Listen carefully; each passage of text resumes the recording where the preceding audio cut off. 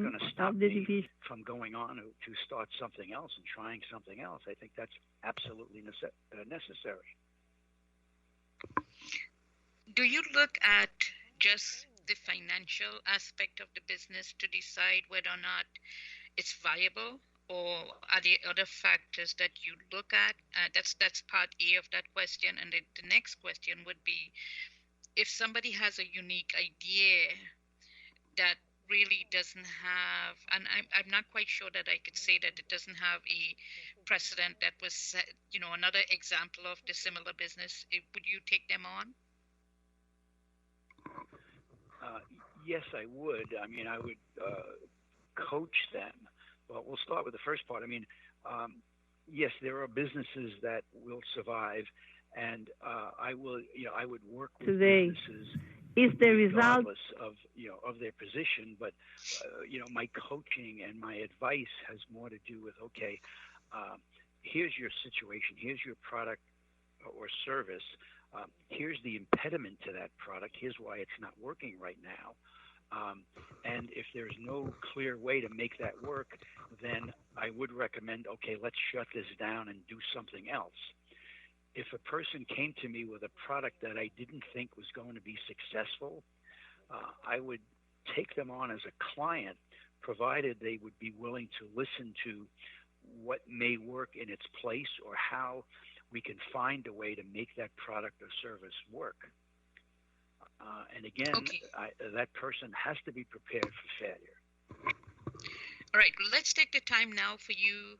Let me ask you to give your personal information that if any of our listeners would like to contact you, if you could give them your information to do so. Okay. As I said, my name is Michael Sisti. My email address is michaelsisti@comcast.net. And it's MICHAEL, S as in Sam, SISTI @comcast.net. My website is michaelsisti.com. My phone number, my cell number, which I'm always accessible to, is 941-302-4421. And I am always available to answer questions. I have a rule with my past clients. They can call me at any time, even though we're no longer doing business or I'm not providing a service to them at the time. They can contact me either by email, by message, or by phone and ask me a question or seek some advice on a problem that they have. And I extend that offer to anybody that's listening to this podcast.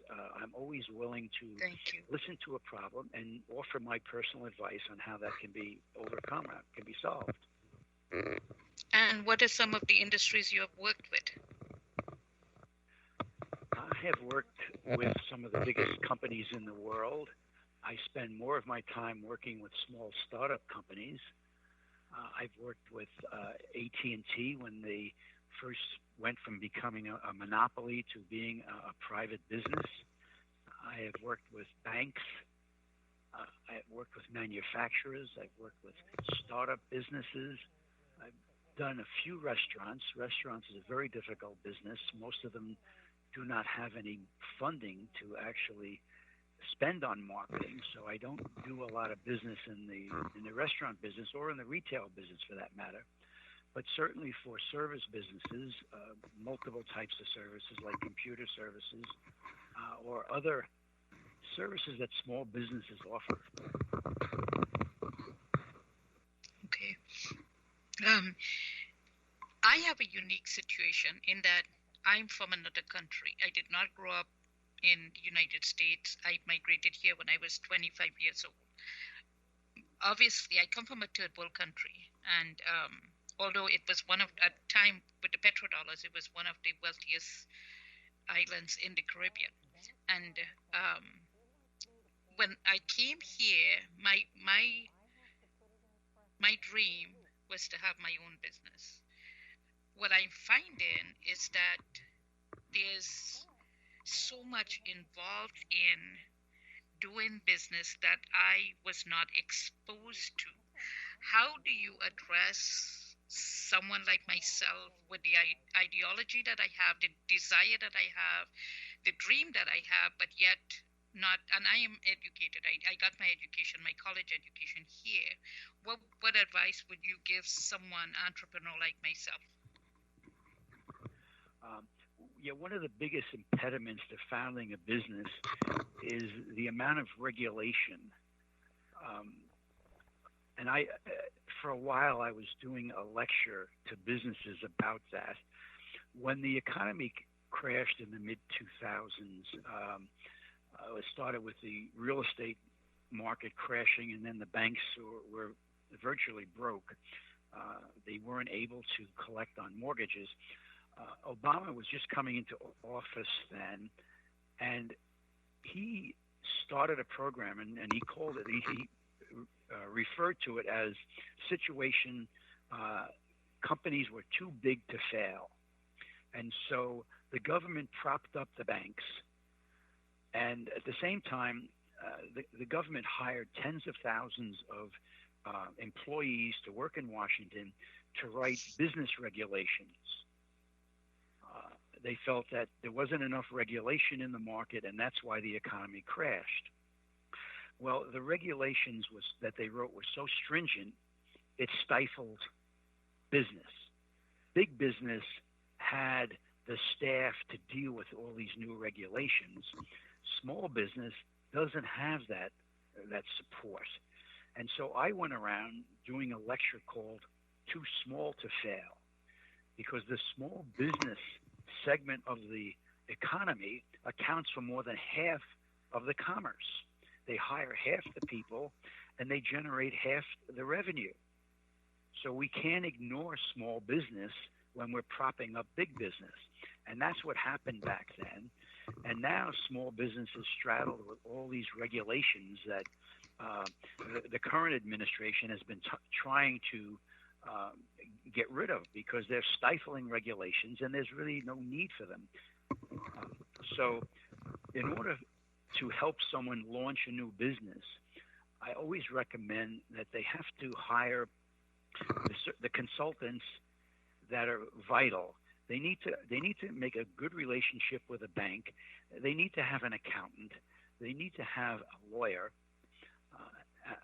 All of these things to help them navigate the system of regulation and how to set up a business where they're not going to be hounded by some government agency, or they're not going to be in a position where they're breaking some rule that they never heard of. And none of this really adds to their revenue. It's a cost factor, but it's a necessary cost factor. So I try and help them from my own experience, because I've gone through this so many times. But in the end, they really need this help. And the other thing I always tell them, and I've made this mistake myself, it's like the shoemaker's kids have no shoes.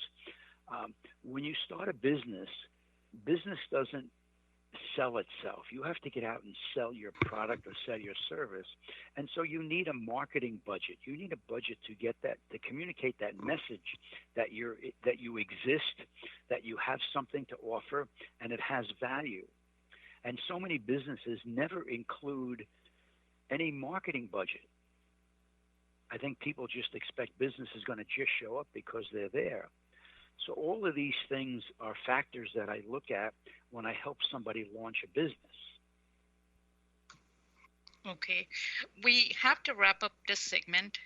We only have like a minute left, but I want to invite you back for a second segment so that we can continue this discussion. Again, I want to thank you for your time and for giving us your valuable information. We have some more tough questions coming up for next session. So again, I want to invite you back to do a second session with us.